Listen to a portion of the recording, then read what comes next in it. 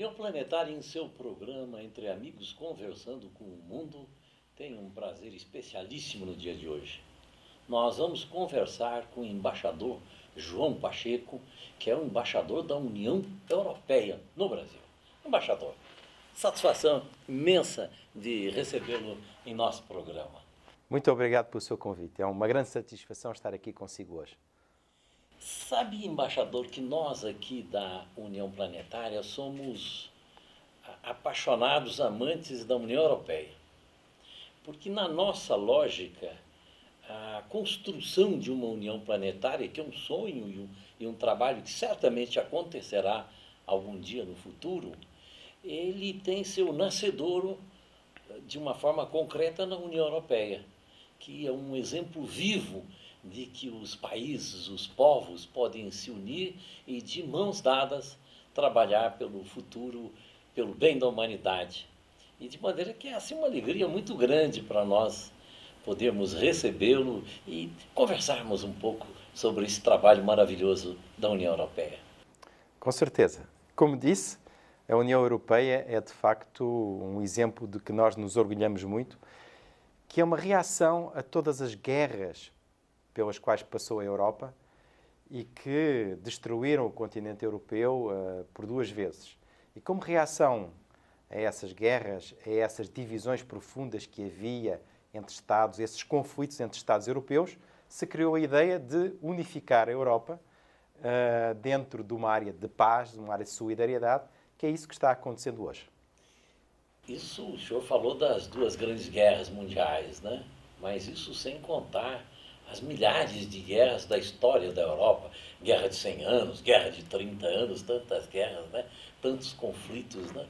Claro, se nós formos para trás na história, a história do continente europeu é uma história de guerras. Havia sempre uma guerra a acontecer, pelo menos na Europa, e hoje em dia não temos guerra nenhuma na Europa. Isso é motivo de grande satisfação. Pela primeira vez na história da Europa, creio eu, estamos vivendo um período europeu sem guerras, né? É verdade. Desde a criação da União Europeia, portanto, desde há 50 anos, que não temos uma guerra com uma dimensão europeia. Tivemos, infelizmente, ainda, nos Balcãs, algumas guerras que deram seguimento ao fim do bloco comunista e, no caso específico dos Balcãs, ao fim da Iugoslávia. Mas essas guerras foram localizadas e hoje também estão ultrapassadas e nós temos um grande esforço nessa região para pacificá-la, para a desenvolver e para a integrar dentro da União Europeia. E alguns países, por exemplo, a Eslovénia, que era parte da Iugoslávia, já está integrada na União Europeia, e outros países, como a Macedónia, estão candidatos a essa integração. O senhor acredita que um dia nós teremos uma união planetária? Olha, eu sei que é esse o objetivo da sua organização e digo-lhe com muita franqueza que é um objetivo bastante louvável. É um objetivo bastante louvável, mas creio que é um objetivo de muito longo prazo ainda. Porque hoje em dia, ainda no mundo, ainda vemos muitas divisões. Nós na Europa temos uma união, mas outros pontos do mundo têm as suas afirmações nacionais muito fortes, mesmo divisões, e, portanto, é um objetivo, de facto, muito longínquo.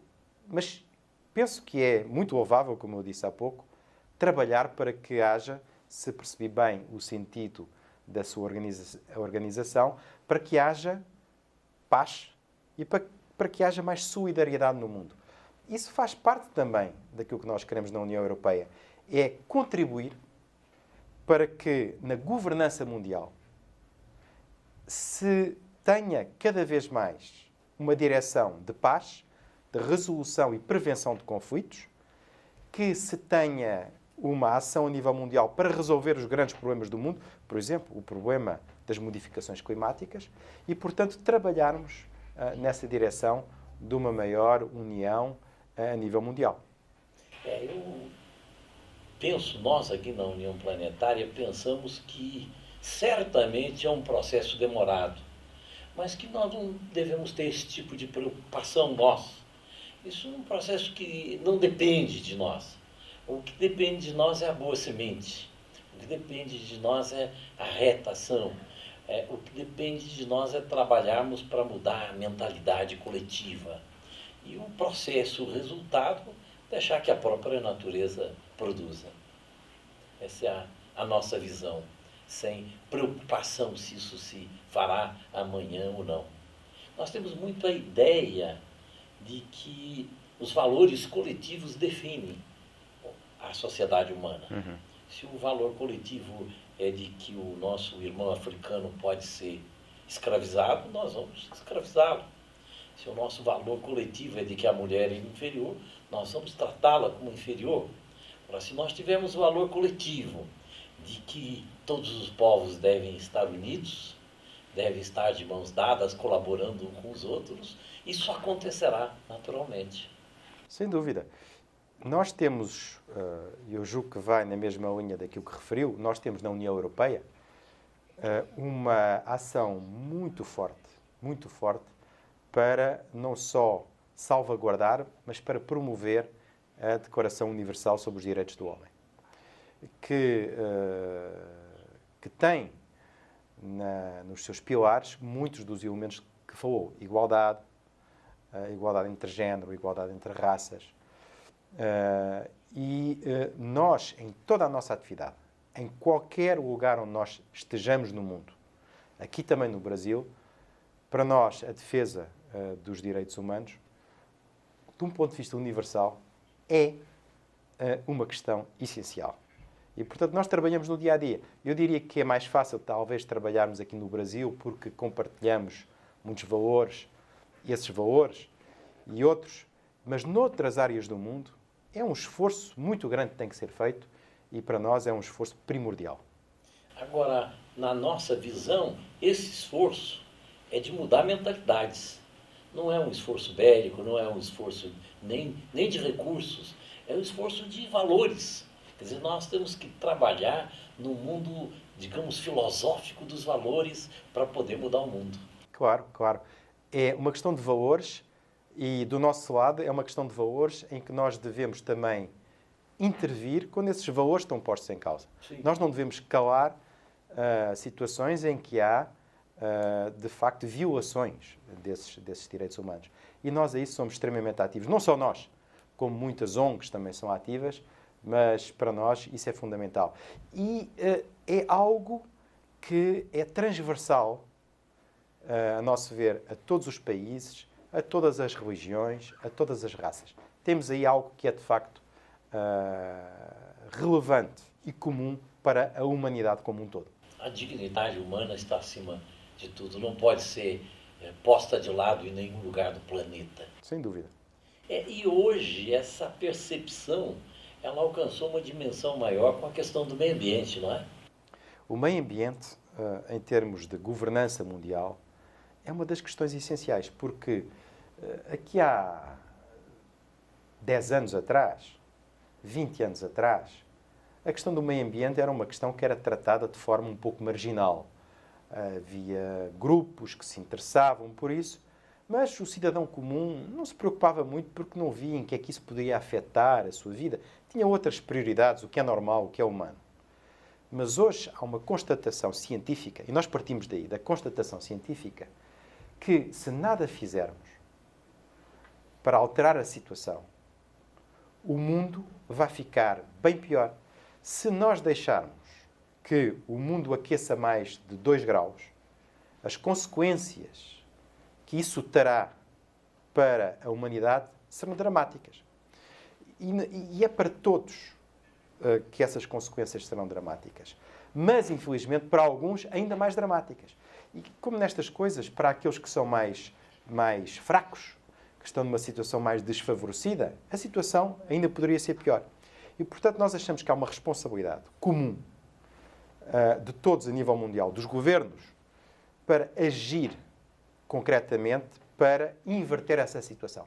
Deixe-me dizer que na Europa nós estamos muito satisfeitos por termos conseguido aprovar um pacote muito ambicioso de redução das nossas emissões de gases com efeitos de estufa, que são essas emissões que criam precisamente esse aquecimento que eu referi há pouco.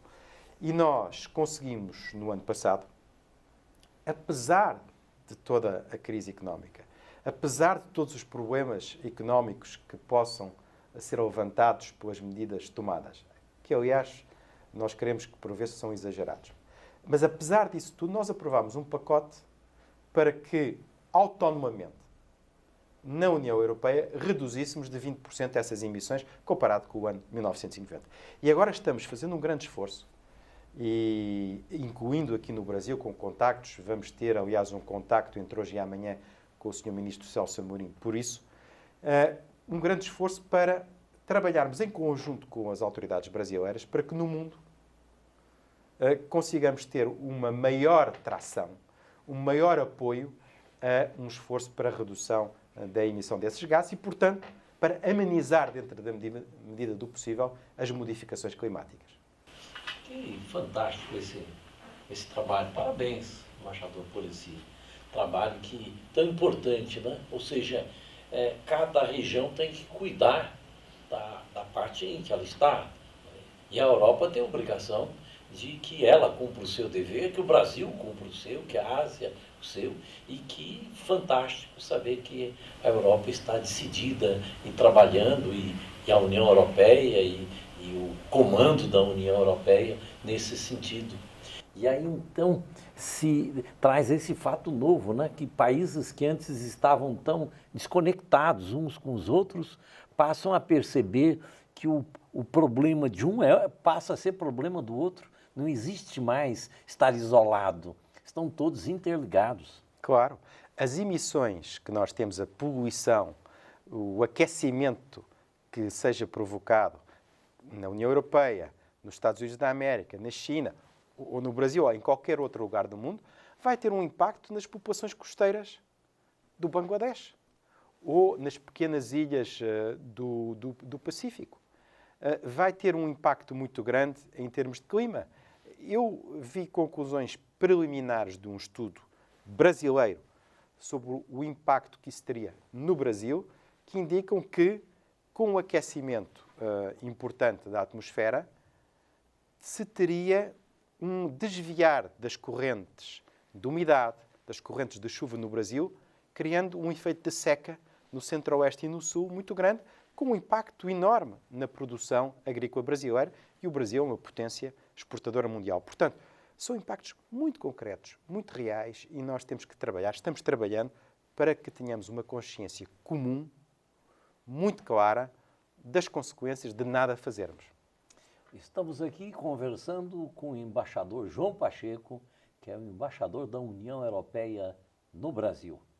E, como puderam ver, o papel da União Europeia, o seu trabalho nesse momento, especialmente no que diz respeito ao meio ambiente, é relevante. Voltamos em um minuto.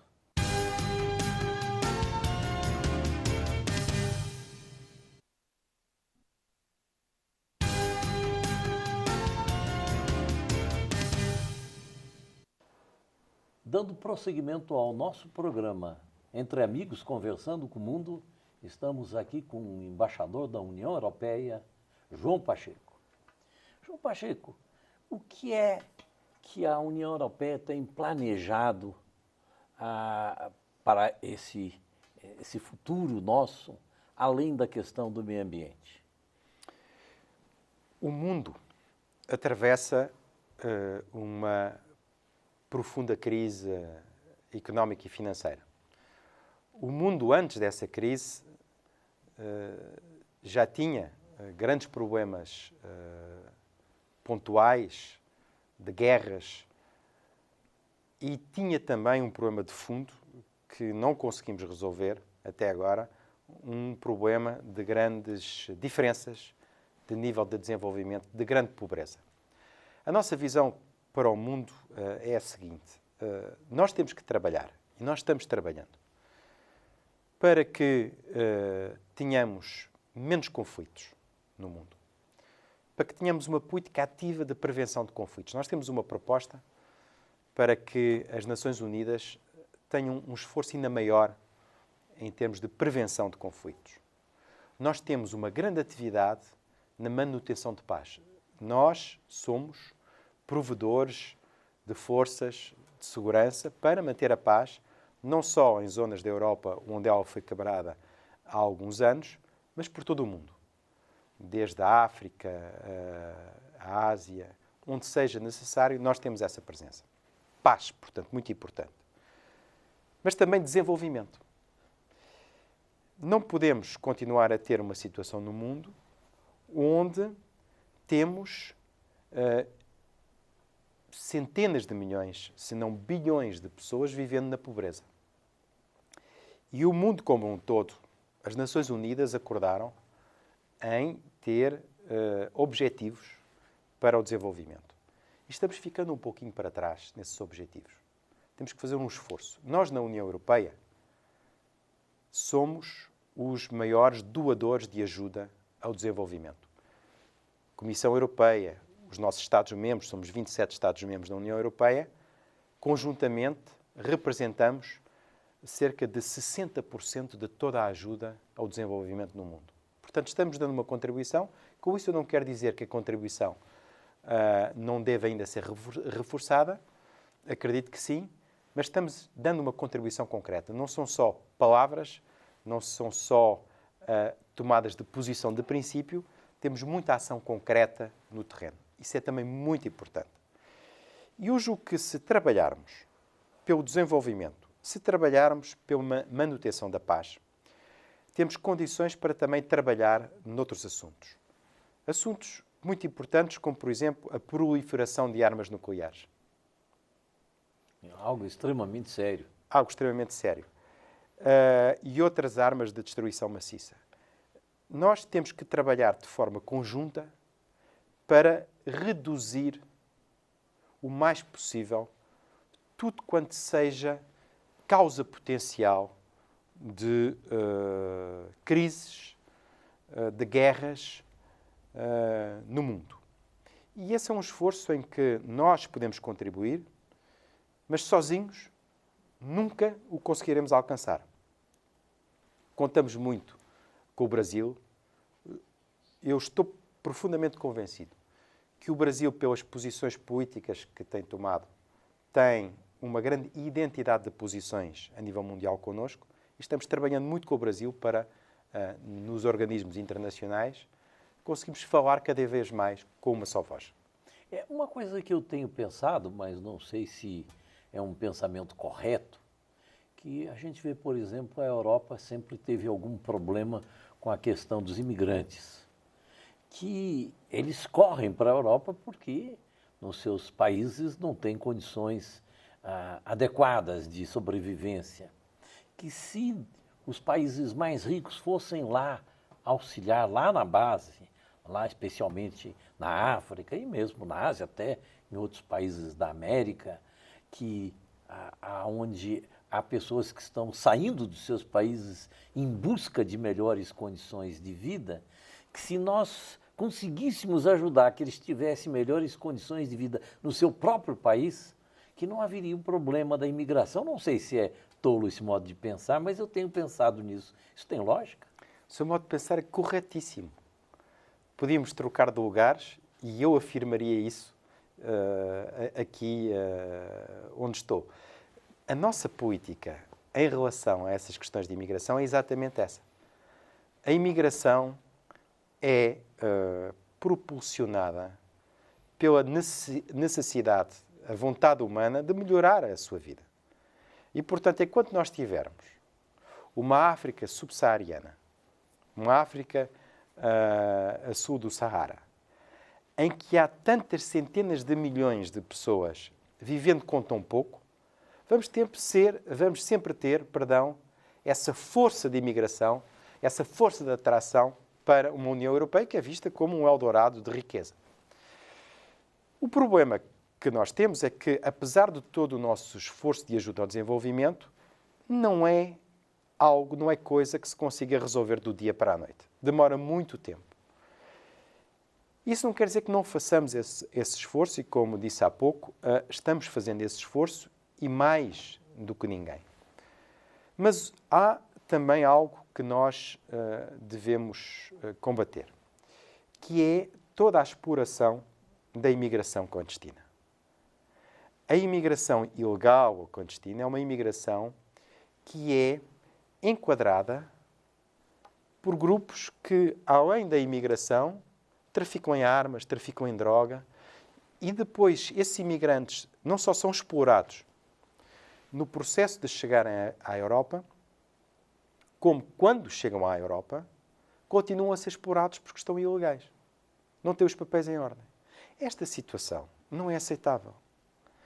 E nós estamos a propor, nós, Comissão Europeia, propusemos isso e estamos convictos que será em breve uma política de toda a União Europeia, que tenhamos uma política de imigração legal com estabelecimento de cotas de imigração para que possamos enquadrar as nossas necessidades em imigrantes e para que possamos dar todas as condições de legalidade aos imigrantes que chegam à Europa.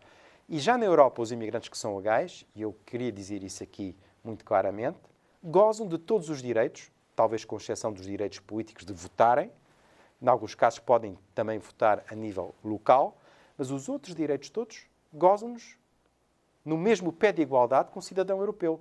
Direito ao tratamento médico, direito à pensão de reforma, e nós queremos que isso seja assim.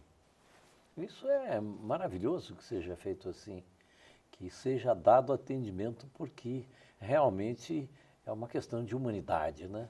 Uma questão que devemos estar presentes. Agora, eu sempre penso, e para nós levarmos esse socorro a outros países, quais as melhores formas, ou qual a melhor forma disso ser feito? Porque podemos ter um trabalho assistencialista, mas podemos também ter um trabalho de ajudar o próprio desenvolvimento sem que haja necessidade de assistencialismo. Como é que o senhor vê isso? Tem toda a razão. Porque o assistencialismo, o ajudar em projetos, é ajudar, mas ajuda um pouquinho. A maior parte do caminho tem que ser feito pelos próprios países. Se os países não tiverem condições para se desenvolver, não é a ajuda do resto do mundo, e em particular a ajuda da União Europeia, que fará com que eles se desenvolvam. Os países têm que ter políticas corretas de desenvolvimento. Nós estamos ajudando aí. Tem que ter uma governança que seja saudável. Nós temos que também ajudar, quando necessário, até fazer alguma pressão para que isso suceda. Por exemplo, os nossos programas de ajuda têm sempre componentes em que vamos aumentar a eficácia da atuação governativa, da qualidade da governança nesses países. E temos que ter outra coisa muito importante. Temos que ter um mundo aberto àquilo que seja a produção desses países.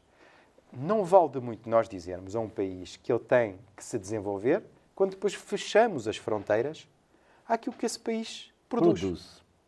E nós estamos também muito orgulhosos de termos aberto completamente as nossas fronteiras para as exportações dos países mais pobres, que entram na União Europeia sem pagar qualquer taxa, sem qualquer cota. E estamos pedindo, estamos fazendo, enfim, pressão para que grandes países como os Estados Unidos da América, o Japão e outros façam o mesmo. Tem o mesmo comportamento. Exatamente. Me parece perfeita a modalidade de atuação. É até incentivar a eles, produzam o que nós compramos, né? Vocês têm um mercado aqui para comprar. E de maneira que, ao invés de ficarem estagnados, se sentem estimulados para a produção e que gera riqueza, gera emprego, gera... Me parece perfeito esse encaminhamento, embaixador. Como é que o senhor vê a relação União Europeia-Brasil? Muito boa. Olha, estamos num momento muito bom da relação.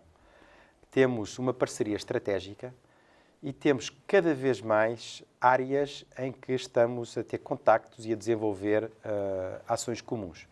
Eu não vou aqui dizer todas, mas estamos num momento de crise económica e financeira e torna-se muito importante a nível mundial termos uma ação conjunta de governança mundial. E nós tivemos, ou vamos ter, nas últimas semanas e nas próximas semanas, contactos ao mais alto nível para questões macroeconómicas, para, eu diria, aproximarmos as nossas posições no G20, nas questões de macroeconomia. Tivemos contactos a nível de regulação bancária, regulação de bolsa de valores. Tivemos uma visita de alto nível com contactos que decorreram muito bem com o governo brasileiro na área da governança ambiental, de que falámos há pouco. Só para lhe dar alguns exemplos. Temos acordos que estão em negociação com o Brasil, desde a área dos vistos para os brasileiros que queiram visitar a Europa e para os europeus que vêm visitar o Brasil, ao transporte aéreo, às questões nucleares. Portanto, estamos a alargar essa relação com o Brasil. O conceito é muito simples e eu queria aqui deixá-lo muito claro. Para nós, o Brasil é um grande ator, não só na região, mas no mundo. E nós queremos ter com os grandes atores a nível mundial uma relação privilegiada que nos permita fazer aquilo do que falávamos há pouquinho também. Contribuir para um mundo melhor. Embaixador, a União Planetária, a TV Supra está à disposição da União Europeia, à disposição do senhor. O que nós pudermos, de alguma maneira, sermos úteis, ajudar o trabalho de qualquer natureza, de divulgação de projetos, de programas, de posturas. Nosso espaço aqui é um espaço que pertence à União Europeia. Pode se servir dele de uma forma ampla. E eu pediria ao senhor que, para terminar o nosso programa, deixasse uma mensagem para o povo brasileiro. Muito obrigado. A mensagem que eu deixaria é que o Brasil é um país, já hoje, não é emergente, mas já é imergido no mundo. É um país com uma grande capacidade de crescimento ainda no futuro e nós, União Europeia, queremos trabalhar de mãos dadas com o Brasil. Muito bem. Satisfação grande, hein? Eu é que agradeço.